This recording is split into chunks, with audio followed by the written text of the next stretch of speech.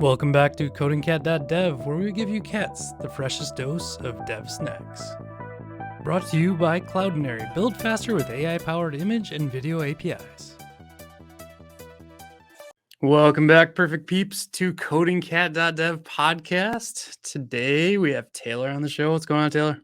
That was a great intro. I really need to level up my intros. I've been on a few of these podcasts now where like y'all have like a legit intro, and I was like, man, like I would love to have a good intro. So that was kind of awesome. hilarious because I'm like, this thing's getting dated. Like we've been using it a while now, and I literally was texting my buddy right before this. I'm like, hey, I need creativity. Can you help me out? It was great.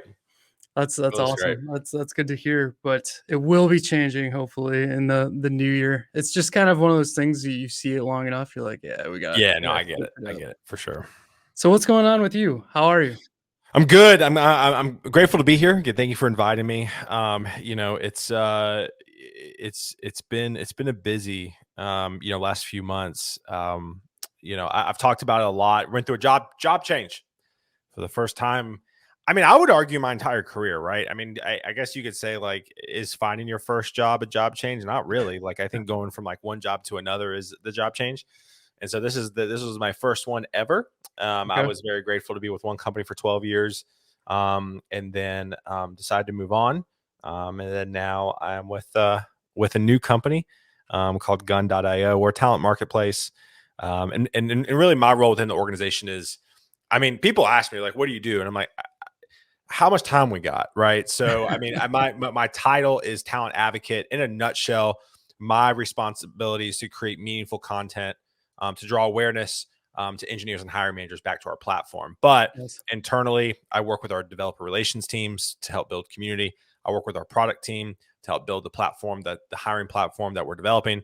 And then I specifically sit on the marketing team. So I'm all over the place. I feel like I'm a DevRel, and I feel like you could just slap that title on yours. It's kind of weird. It's like maybe you're doing more reach out than I'm doing. I don't know. I don't know. But regardless, it's been an absolute blast. It's been a busy last 5-6 months. I'm sure we'll talk about it more.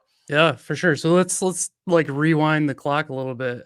So you got started. I did some LinkedIn stalking before we got going, of course. Love it. University of South Carolina. Tell me, like what that journey was like. And usually I say, how'd you fall into web development and server programming? Right? Yeah. Like, what is your story? Like, how did you kind of go through college and pop out the other side to this like 12-year career? Is it VACO? VACO. Yeah. It's super crazy. So I didn't even know what a recruiter was. And to be totally honest with you, I think if I knew what a recruiter was in college, I probably would have, I mean, to be honest with you, probably not even finished college and just gone straight into recruiting, because recruiting, I would say, really is tailor-made for me. It is, but it isn't. And tailor-made for Taylor. Yeah, but in a nutshell, I think it is tailor-made for me. And so I grew up in South Carolina, Columbia, a small town outside of Columbia called Lexington. And my junior year in high school, I was in the praise band at church, in the youth praise band. Grew up Southern Baptist, all of my Southern Baptist friends out there. I was playing drums, and my bass player for that Wednesday night, Wednesday night services, right? Yeah. He's like, hey man, you're pretty good. I said, thanks, man. I appreciate that. He goes, do you want to be in a band? And I was like, whoa. Because I've never been in a band before. I mean, I was in 11th grade, right? And saying that out loud sounds weird now as an adult. I was in 11th grade, and I had never been in a band before. And I was like, sure, I'll be in your band. I was like, yeah, sounds great. So I went home and I told my parents I was going to be in a band. They weren't super thrilled with the idea of me being in a band and the touring and stuff. This guy's name was Jake Etheridge.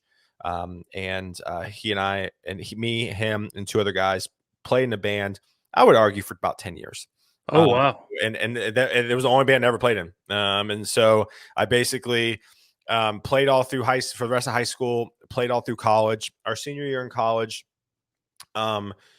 we at South Carolina, Jake Etheridge was in. Did you all go to the same college then? You were able to? Most of us did, actually. Yeah. Okay. So Jake Etheridge was at South Carolina. He was a year ahead of me.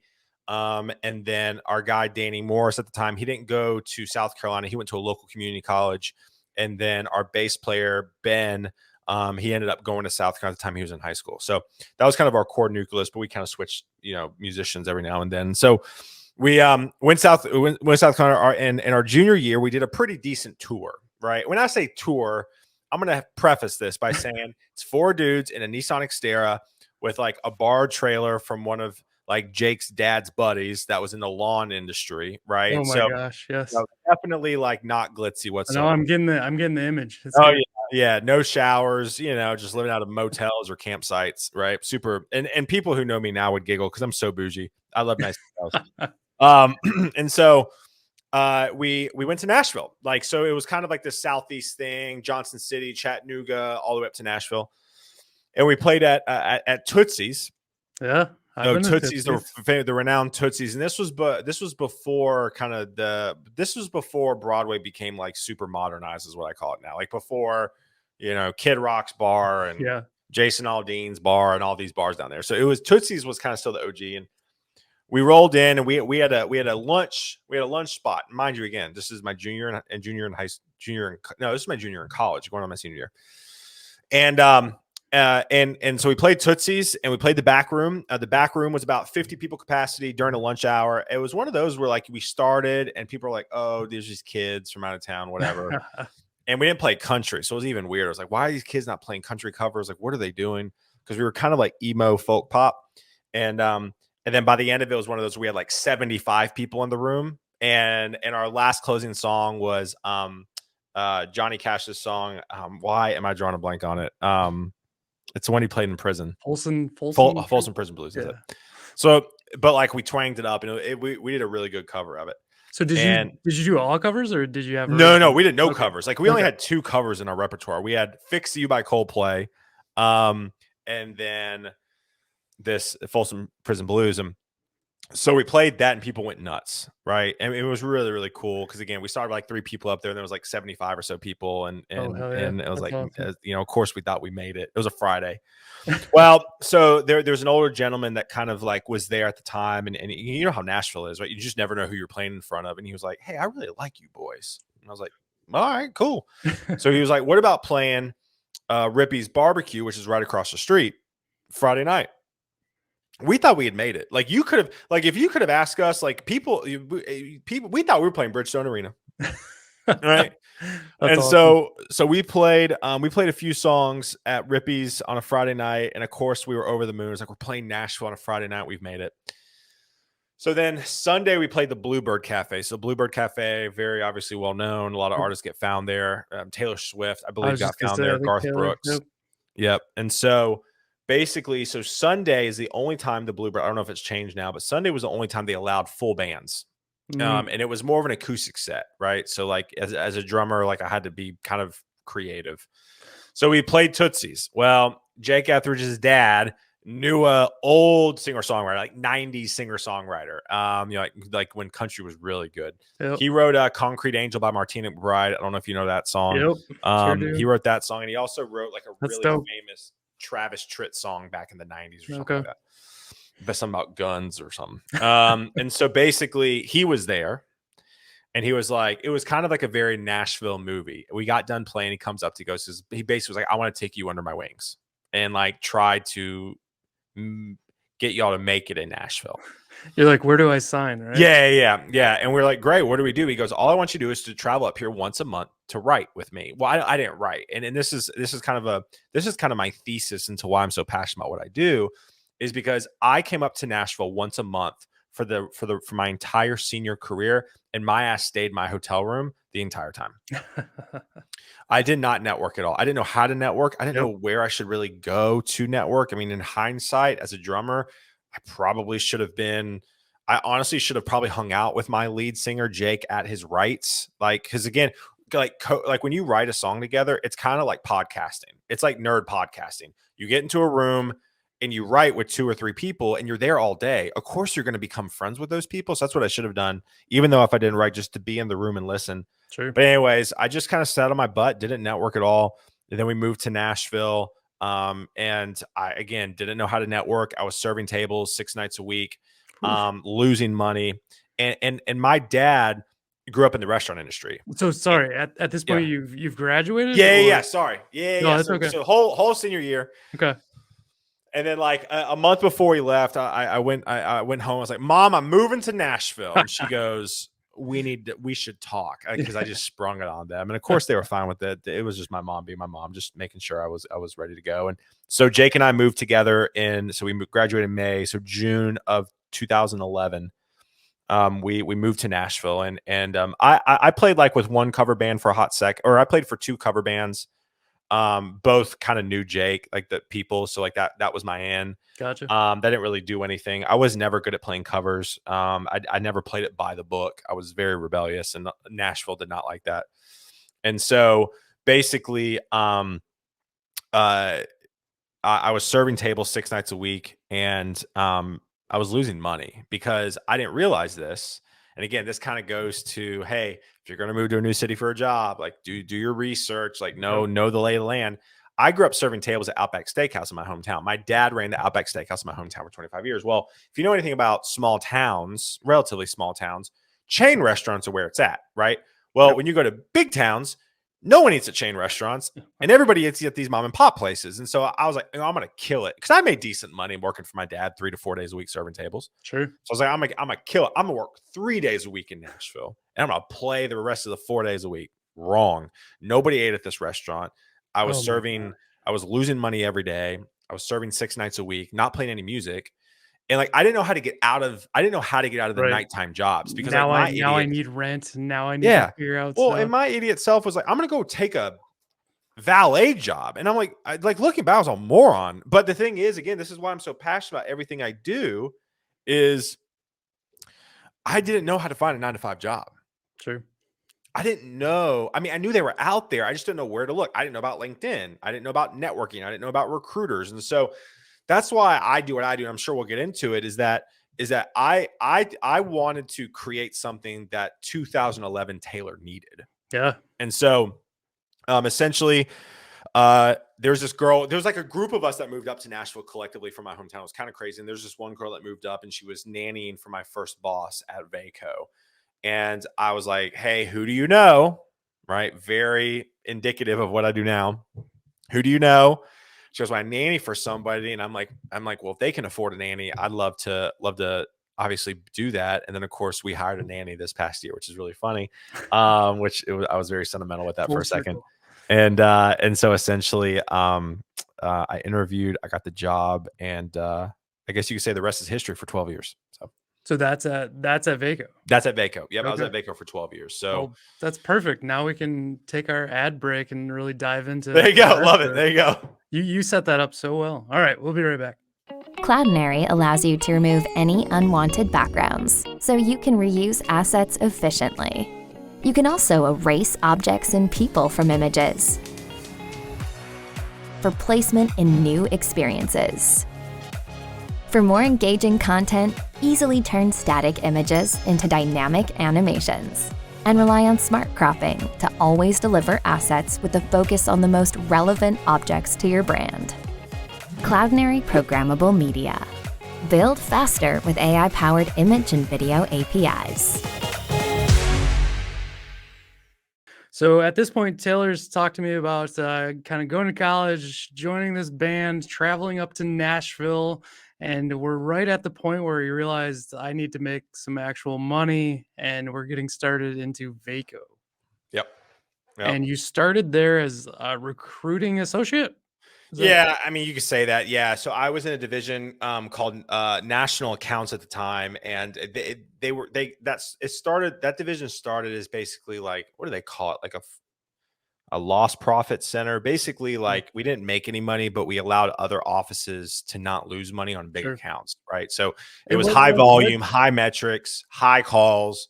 You know, I would probably call you about a enterprise client in the city you lived in that you didn't really want to be submitted to because you've already either worked there or interviewed there and you hated your experience, right? So that's what I was doing. And then I took on my very first tech projects. I was recruiting like $10 an hour admin assistants to I think the largest placement ever made was a CISO at Dell. Let me connect this back though. Yeah. So like why pick this job? Was it just like, hey, you need money, and like Yeah, that was it. this is literally the That first was thing it. that came. People ask me like, "Why'd you get into recruiting?" I was like, "Well, I was broke and I needed a job." I Okay, mean, all I right, kind of had this mindset where I was going to be the best at whatever I did, right? Like I didn't know what I was going to do. I knew I yep, was probably going to end up in sales, because I went to business school at South Carolina. So I mean, I knew there were sales jobs out there, but I didn't want to just sell just to sell. I wanted something more meaningful. So like I kind of knew I was going to be the best at whatever I did, and so I just did recruiting and fell into it and became addicted to it. I mean, yeah, it's this perfect blend of like people, and it's this perfect blend of like building relationship with people, right, but then also competing internally for things, right? Because we're a sales organization, right? So we had milestones and accomplishments and free lunches and all this stuff, right? So like there's definitely some huge perks. And when I joined Vaco at the time, we were only 200 million in revenue year over year. When I left, we were a billion. wow, that's So, huge. I saw a lot, scaled a lot. But that first division was definitely high volume. And I took on my first tech project. I recruited, there was a Java project that kind of landed in our labs. They're like, hey, there's like 5 to 7 Java developers we need for this one client. No one raised their hand because everybody hated recruiting tech. And I was Yeah, I like, was gonna ask you. So at this point, like, do you know technology? Do you no, know not at all. I Java, mean, I was recruiting, like JavaScript? I said, accountants and admin assistants, and Okay, Capital One would call us for a $12 an hour admin assistant. I recruit on that, and then I'd submit somebody to that job, and then I recruit on a financial analyst for a telecom client in Denver. Right? It was like one of those things. So, so there was this Java project for this telecom client in Denver, and um, the rec got canceled, right? The project got canceled, like a course that we're all familiar with. At the time, I didn't know about, so I was like pissed. But basically, it got canceled. But like, I really, really loved talking with developers. I nice. was there. I was like, I was asked, I was like, "What's Java?" I don't know what Java is. Like, what is it? And they would tell me. I was like, "What do you do?" And then they were telling me, like, "Yeah, I developed this platform that did this, this, and this." I was like, "Damn, that's pretty cool." So like, I kind of started falling in love with tech recruiting there, and then just continued to fall in love with it more and more. And kind of, we recruited for Yahoo for a hot second when Yahoo was still around. They needed a bunch of MySQL DBAs. And that was a wild search, trying to find a bunch of MySQL DBAs. So yeah, just a lot of fun. So I was there for 2 years in that division. But then I realized that I needed to build relationships in person, because this Yeah, job was just calls. I mean, yeah. I at mean, the was it time, essentially cold calls like I the was whole it was time? cold calls. Yeah, And on top of that, we never did Zooms. Like, in hindsight, like, I could have probably done a lot more damage, and I mean good damage, like building relationships, if I did Zooms with everybody. sure. But like, this was before I knew about Calendly, and before Zoom was Zoom. I mean, I think Skype was still hot then, right? And Yeah, so, yeah. because again, this was 2011. So then I just realized I needed to make a move, and I kind of told my boss, and the CEO at the time was like, "Hey, like, here's some offices." So I moved to Raleigh. I was in the Research Triangle Okay, area for a year. And that's when I really started to get a taste of, at the time, I didn't know what it was, but it was community.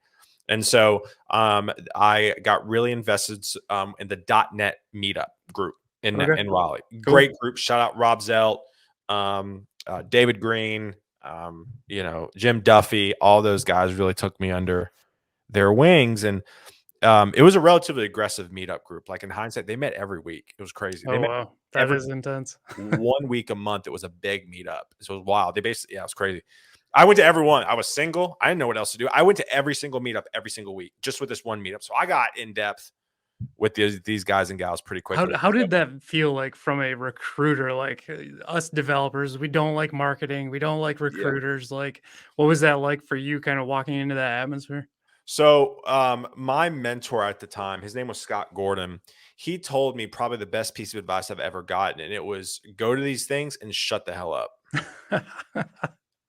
Nice, just And at the listen. time, I was junior, and I was like, Jesus, that seems aggressive. But actually, I did. I literally, and he was like, you need to be more interested in what's going on than developers. So I'm not kidding you. I took that to heart. I'm one of those guys, like, if you tell me what to do, I'm going to do. I would have done really well in the military. Like, I'm really good at like following directions. I don't know, my wife may disagree with that, but like, I'm really good at, and a work setting of following directions. And so basically, I like would take notes. I would sit in the front row, and now in hindsight, I'd be like, I was a little probably extreme, but like I would sit in the front row. I would have a notebook out and I'd be taking notes. They'd be talking about who knows what at that time. And I was like, yeah, this is great. And then 3 months into me being in Raleigh, I got an elevator with a group of people. And it was really funny because they were like, well, where do you work? And I was like, well, Vaco. And I knew where this was going. And because no one had asked me yet. And they're like, well, what does Vaco do? Like, you seem really dialed into this stuff. And I was like, well, we're a recruiting company. They go, what? And I was like, we're a recruiting company. And like everybody scattered off the elevator so Big fast. piece. Yeah. Yeah, We'll everybody never talk scattered. to you again. Yeah. And so basically, I just read the room really early on. I think that's one of the gifts I have is reading a room really well. Sure. And I just realized that like I just needed to be one of the guys, one of the gals. And so I just kept my mouth shut and learned and asked good questions. And then by the time I left there, after a year, I was drinking bourbon in the back with all these software architects, right? That's cool. So like, So were you like a .NET expert by the end of this? yeah, I mean, they were like, you should really set up, Visual Studio on your Yeah. computer. I was like, no, you don't want me coding at all. So, but what was really cool with these guys is they really truly introduced me to speaking and conferences. So they asked me to speak at the Raleigh Code Camp. So Code Camp's usually on Saturdays. It's local in that city at a community college. It's mainly geared towards getting students out to speak. It's definitely not as big and glitzy as these conferences that happen during the week. And so I spoke, and I'll never forget. It was my very first talk. My very first talk was "Recruiters Suck, Use Them." I just retired the talk like just 2 years ago. Wow. Okay. And basically, it was all Q&A because I went up there the very first time and I said, the last thing developers want to hear is a recruiter talk at them for an hour and a half. So I'm just going to open up for questions. And it proceeded to go 3 hours Oh my. because I was a session backed up to, mind you, it's my very first time speaking. It backed up to lunch and I was like, all right, y'all can leave. And no one left. That's cool. And so everybody just got lunch and came back and we went 3 hours. It kind of what happened with me and Kelly Vaughn recently at Connect Tech was we did the exact same style and it went like 2 hours and we were told we had 45 minutes. So, so that was really cool, which kind of then really kind of catapulted me into I'm only doing tech. I'm only doing engineering recruiting. This is what I want to do. So I moved back to Nashville to basically take my mentor's job, Oh, which wow. was being kind of the engineering recruiter in Nashville. Nice. And so at this point, like you've solidified and you've decided like recruiting, I'm solid in. I've gone to this meetup. Like Yeah. I can talk with the developers. I could recruit them all day long. Are you becoming more like a director and people are learning from you and like how to do this now? What's this next phase look like? Yeah. And I'm glad you asked me these questions. I've never actually dove in with any podcast just this granular about my work history. So I love this. So moved back to Nashville in 2013.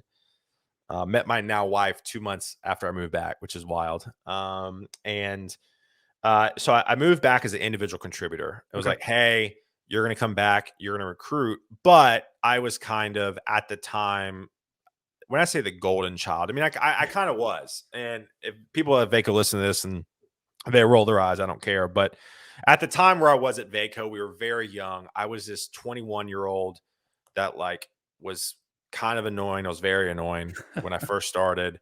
I kind of did some maturing real time and then I started to kind of really draw attention of the tech community, kind of coming back to Nashville. I was elected VP of the .NET user group, which at the time was the largest user group in Nashville. We were averaging about 65 people every meetup once a month. That's really insane to me to not see a developer in that high of a position for a .NET user group. That blows my mind. Yeah, I mean, and that's when I knew I think I had a gift. Yeah. Is because I mean it was an open election, and I went up against developers every single time, and I won, and so like I knew I kind of had a gift, and I wanted to double down. And again, I didn't know what it was, but looking back on it, it was community, right? It Yep. was developing community, being a part of the community, and so did that for 3 years. Moved into a team lead role at Vaco. So they were like, hey, we're not going to give you the full reins of the division yet, partly because we weren't super big at the time. We were starting to grow. So I was responsible for basically training up like kind of this junior program that actually Vaco Big Vaco adopted years down the road. Oh, wow. Me and my boss were kind of the pioneers of it. Very And cool. because we realized early on that to build the culture that we needed to be successful as a team, we couldn't hire recruiters from other companies because there's just a lot of baggage, a lot of bad habits, a lot of ego that comes with recruiting. So I was responsible, and I was like, listen, I can commit to this. So I trained up like we would hire people who were like worked in the music industry to, were servers and bartenders. I mean, we no tech experience. And I was responsible for training them up. So are you looking for people that can just talk to other people Yeah, about this? Yeah. I wanted like high EQ people, Yep. very emotionally driven people who are also insanely competitive because that's who I am, right? Okay. So it's hard to find. And we hired some duds, and that's fine. But for the most part, we had a really good team. And so grew that from 3. So we had about 3 people, was very successful, promoted, 3 of 3. And then at that point, my boss came to me and goes, all right, you're recruiting manager. We grew the team at its peak was 12 people. So it was like 9 senior recruiters and then 3 kind of these junior recruiters. And so I was responsible for that group. And really the feather in my cap was when COVID hit, obviously the market boomed.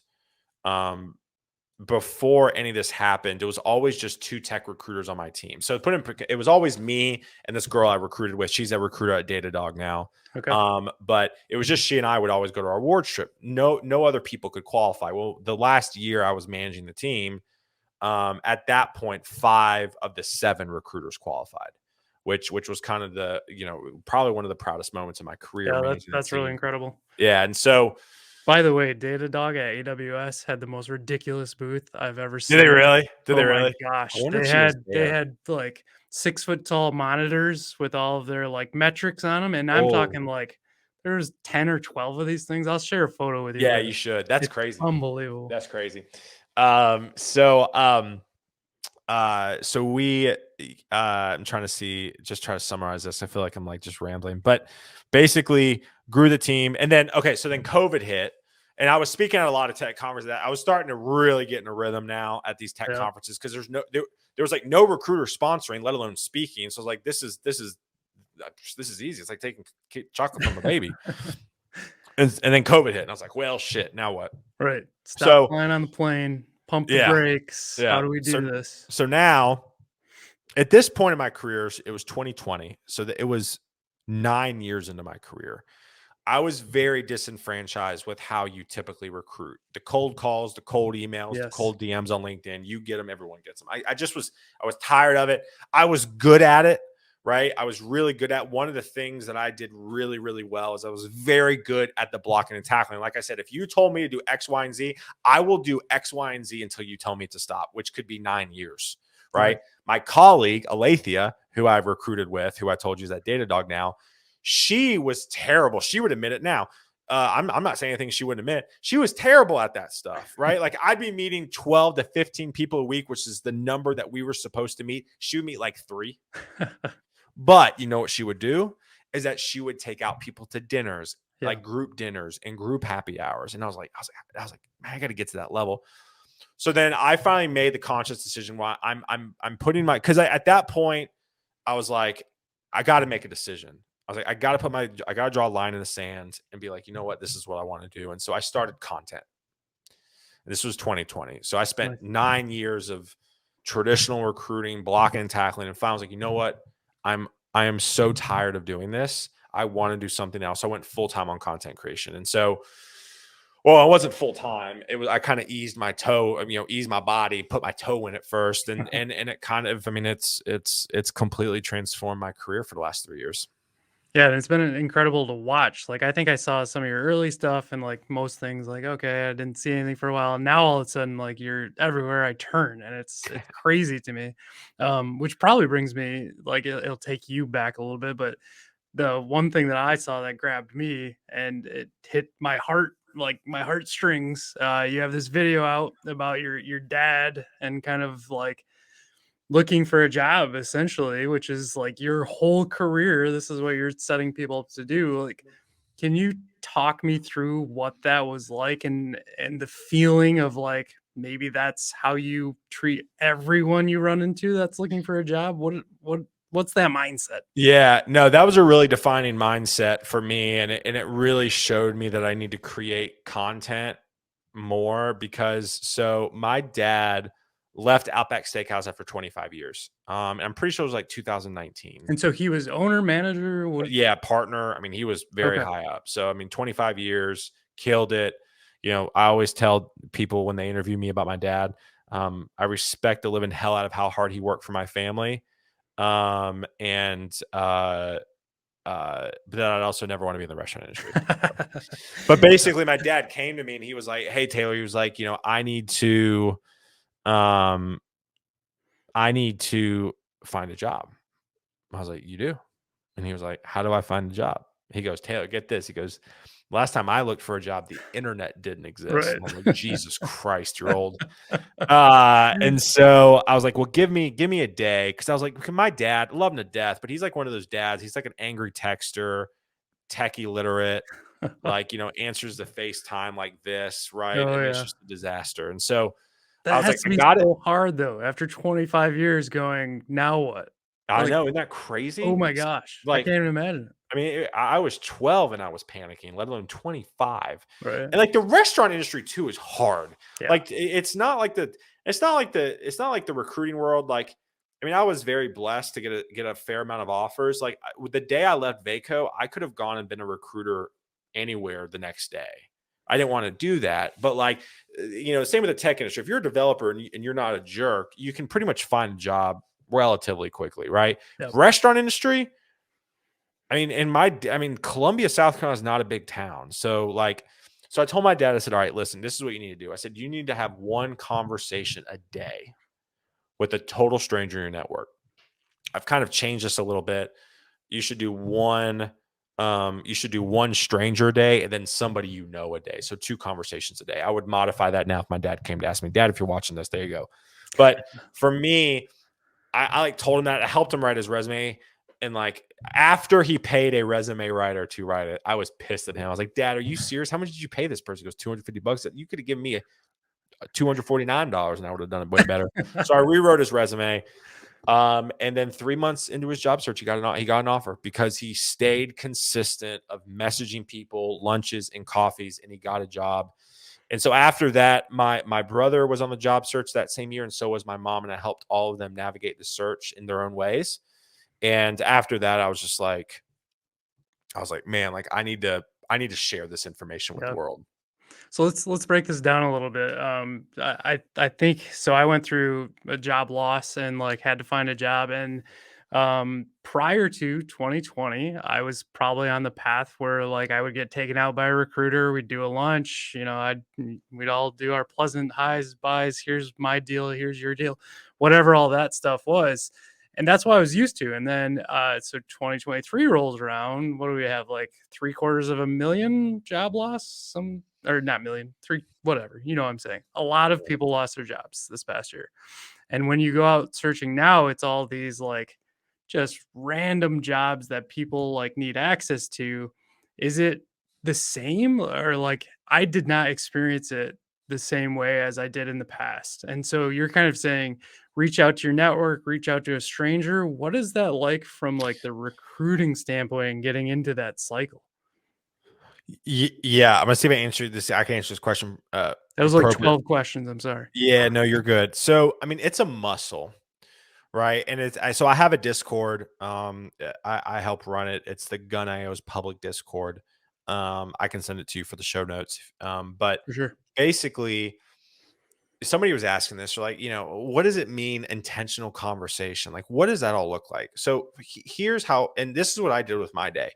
Like for me, it takes a lot of effort to get some rando on the phone. And I think people think, oh, one conversation, that's easy. No, no, no. You don't understand the amount of DMing, commenting, liking post, then moving to the DM, asking a really thoughtful question to get that person. Like it's a lot of work to get one person on the phone.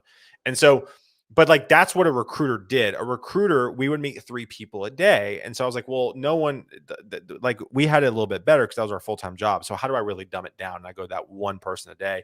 And for me, and what an intentional conversation looks like is having a conversation of where you learn something from that person, right? So, this person in my Discord was asking, they were like, well, how do I, how do I do this? How do I navigate this?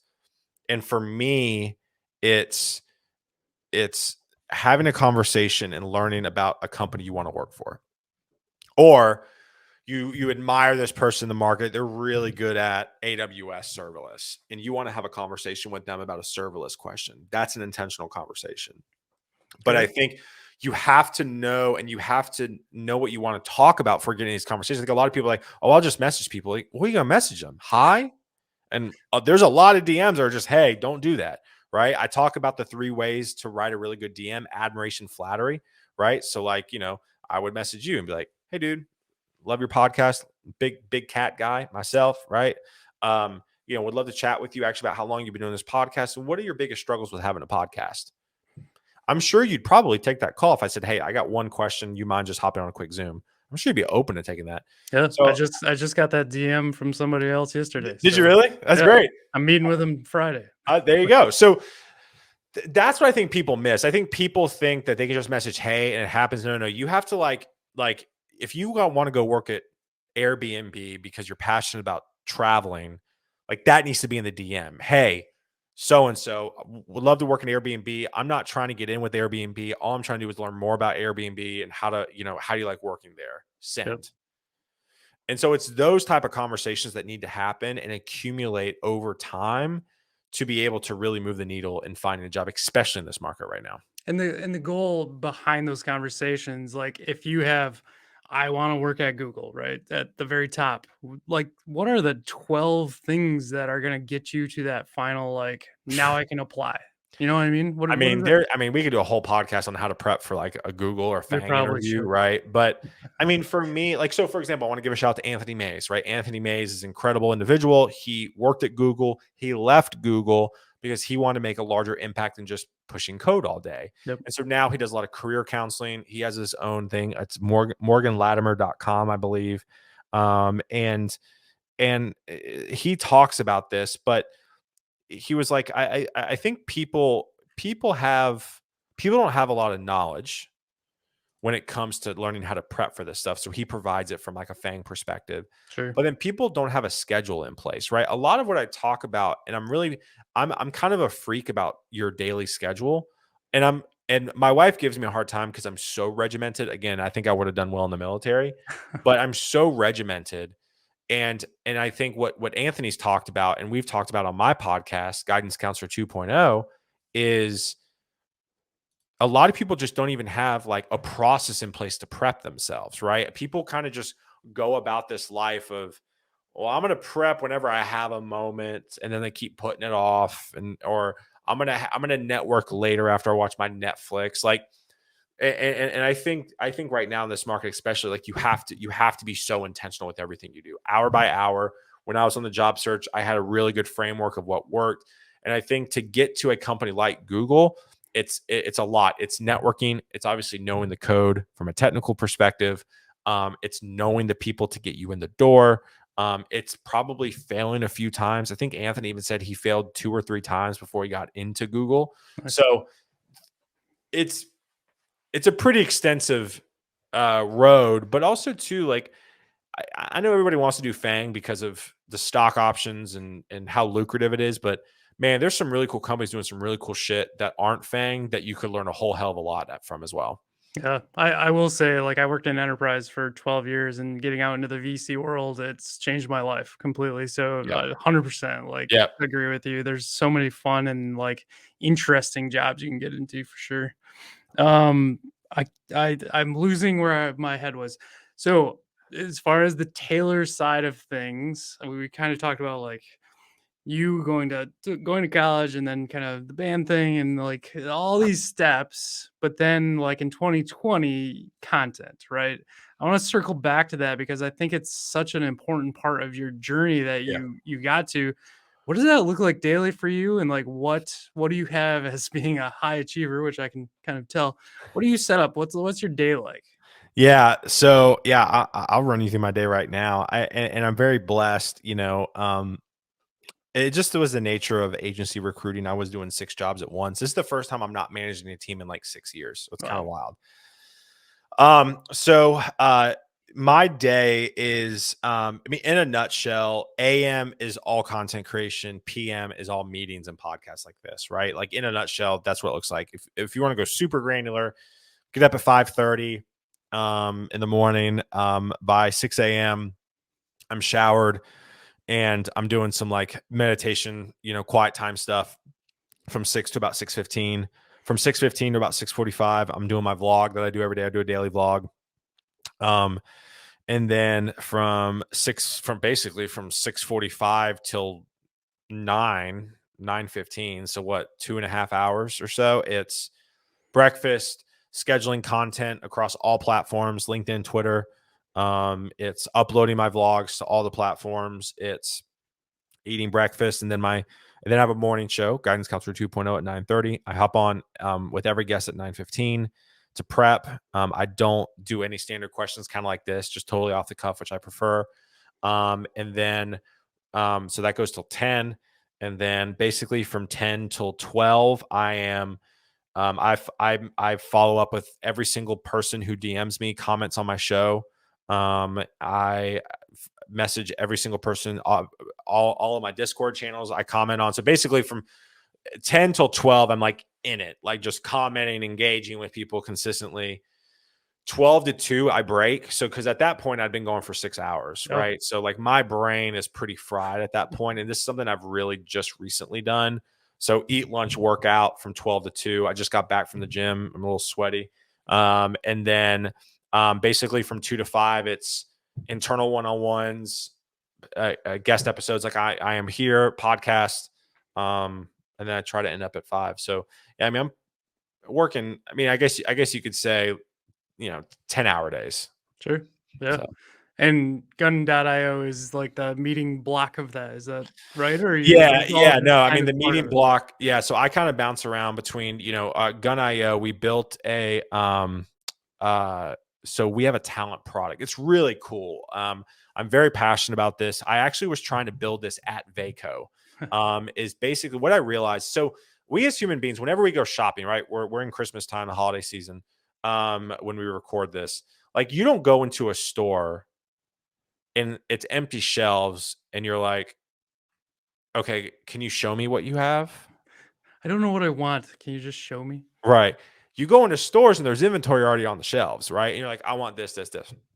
So I was like, that's the way recruiting should be, right? Because I think, like, we have all this talent. The problem is that nobody does content, no one posts of what their inventory is. And so that's why people don't want to hiring managers don't want to take call from recruiters, because they don't know their inventory. Like, great, here we go again. No inventory. I just have to hope and pray you provide me something.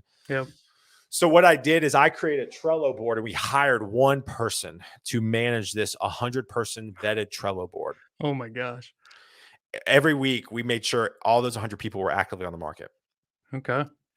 And then when I interviewed with Gun, they're like, "Oh yeah, we've already built this." And I was like, "Oh wow, that's nice." And you don't need that extra person. Yeah, You you don't need know? an extra person. We actually have software engineers to build this stuff. And so it was really a match made in heaven. They hired me to do community. They really haven't had a community arm yet. They really don't have any social media presence either. So Yep. I kind of filled those 2 gaps for them.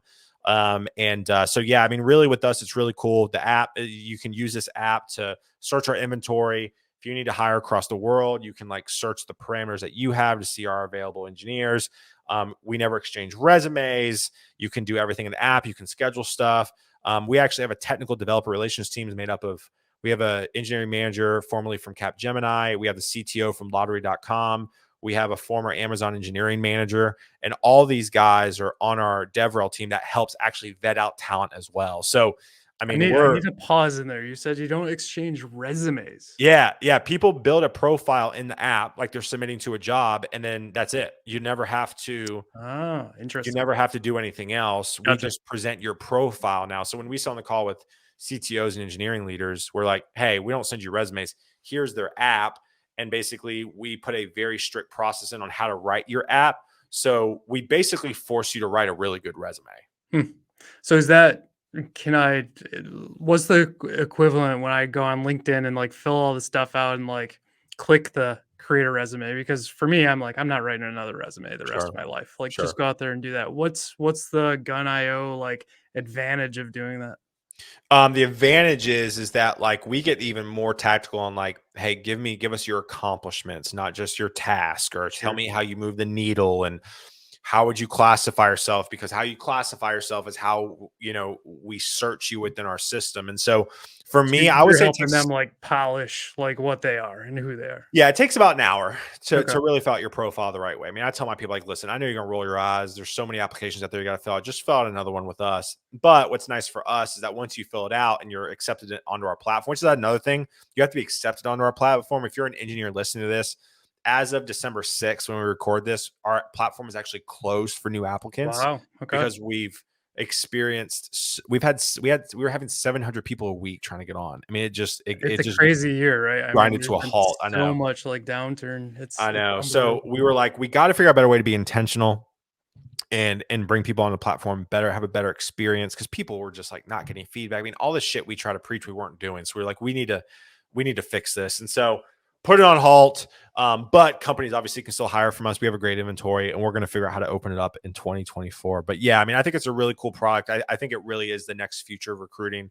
I think it puts the power back into the hands of both the hiring managers and the engineers. Love it. And all we are is facilitators. That's really cool. Yep. All right. Thank you for telling me more about Gun.io. What else am I forgetting before we pivot? Anything? Mm-mm. It feels good. Thank you for telling Feels me your good. Yeah, I mean, story, I by just the way. looked at we've been on 46 minutes. That I flew by. know. It's such a good story. That's the reason I do this podcast is to listen to people's stories, and you have a great one, so it makes it easy. I appreciate it. Um, we're gonna do our perfect picks now. See how I tie in the cat thing there a little bit? Kind of. Very good. That was pretty bad. Anyways, here is my perfect pick while Taylor gets his. So I'm going through Edge DB last night. I spun some stuff up. Amazing product. It's really neat. But I have to tell you, like, this story that they have for going through it should be like every developer ever should go through a story like this. So it basically lays out this like full, I think it's Dracula based. I didn't get very far through it, but when it kind of goes through like Transylvania and you start to set up like objects and types and things like that, that's the mindset a developer should always have of when you're going through the world and you see things, you see objects, you should think in classes. When you see, you know, you need to track data on this thing, you should think of a table that creates it. And that's what this breaks down into. So it's one of the coolest things I've seen, and the illustrations are really dope too. So they That's hired somebody awesome. to do all these illustrations. That is my pick for the week. Taylor, do you have something for me? Yeah. So I have two things. So I'm kind of, I kind of find a show and I kind of stay on it. So, it's not tech related. I'm watching Suits on Netflix. Oh, nice. Obviously it was really hot, I think years ago. It's fascinating, man. I mean, I love Suits. basically, yeah, did you finish the whole thing? I finished the whole thing, yeah, like, when it was still live, Oh, so did you really? I've probably forgotten a lot of, Okay. like, So I I'm think I right saw, like, now. the first episode or second episode the other day, and I was like, "Oh, wow, this takes me, like, way Yeah, back." so we are at just to let you know where I'm at in it. Basically Mike and his girlfriend, I forgot her name, Meghan Markle's character, Yep, are planning their wedding and they don't want a big wedding. I don't know if you remember that kind of that yep. whole drama. So that's where I'm at right now. I think like the end of season 5, but Oh, yeah. shit is crazy, man. Like the stuff that's going on. It got me so stressed out the other day. I had to turn off. I never turn off TV shows. I was so stressed out. I was like, this is giving me anxiety. I had to turn it off. So Suits is great. Highly, it's basically like for those of you who don't know, it's basically a law version of House. Remember House, the doctor movie? Oh, yeah, I loved I House. love House that one. MD. Yeah. Yeah, House MD. It's basically a lawyer version of House. And so them, and also I want to give a shout out. I'm just a big proponent. Like this podcast has really helped me level up. I mean, just from my business knowledge and my economics knowledge, is Group Chat Podcast. Group Chat Podcast. I'm actually a part of their Discord. I bought an NFT. I think you can still buy an NFT. It's just basically a membership to their Discord. But they're 3 guys out in LA. All they're if you're talking about like networking, their networks are deep. Like 2 of the guys went to USC Southern Cal, and all this stuff, and they're super in depth in the tech and entrepreneur space. One of the brothers just raised a $56 million Series B for his company. So Nice.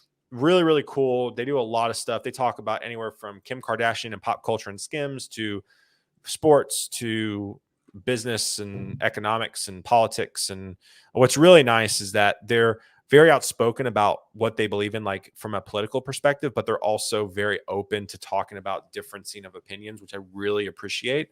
So yeah, group chat is a great one. So yeah, That's really cool. I haven't heard of that one. Yep. I'll check that out. Yeah, really, really good. Sweet. Well, thank you once again for joining me and telling us your story and getting to know you a little bit more and how to handle recruiters when you're a developer. Like invite them in, let them take over your user group, apparently. And yeah, we'll have you on again. I'm sure you're gonna grow like crazy. I love that. Thanks, man. I appreciate it. We'll see you next time.